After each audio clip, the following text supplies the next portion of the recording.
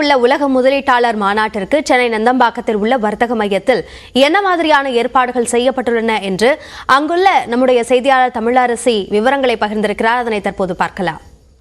சென்னை நந்தம்பாக்கத்தில் உள்ள வர்த்தக மையத்தில் உலக முதலீட்டாளர்கள் மாநாடு நாளை தொடங்க இருக்கிறது. 2 நாட்கள் நடைபெறும் இந்த மாநாட்டை தமிழக முதலமைச்சர் மு.க.ஸ்டாலின் நாளை தொடங்கி வைக்கிறார்.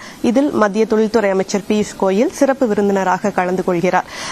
இந்த தொடக்க விழா நிகழ்ச்சிகள் காலை 10 மணியிலிருந்து 11:45 மணி வரை நடைபெற இருக்கிறது. அதன் பிறகு கருத்தரங்குகள் இந்த மாநாட்டில் துவங்க இருக்கிறது.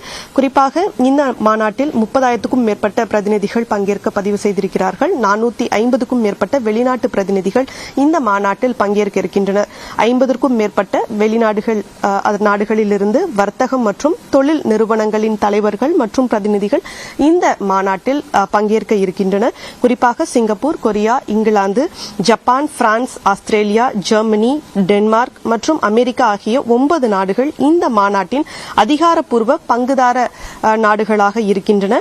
மொத்தம் 26 அமர்வுகளில் 170க்கும் மேற்பட்ட உலக புகழ்பெற்ற பேச்சாளர்கள் இந்த மாநாட்டில் பங்கேற்று பேச இருக்கின்றனர்.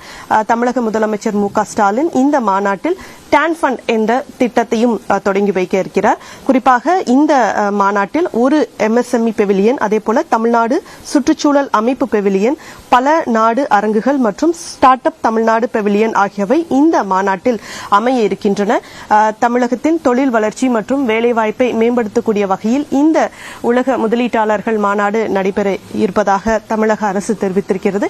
நாளை துவங்க இருக்கக்கூடிய நிலையில் இறுதிக்கட்ட பணிகள் தற்போது மும்முரமாக நடைபெற்று வருகிறது. ஒளிப்பதிவாளர் விக்னேஸ்வரன், தமிழரசி, நியூஸ் 18 தமிழ்நாடு.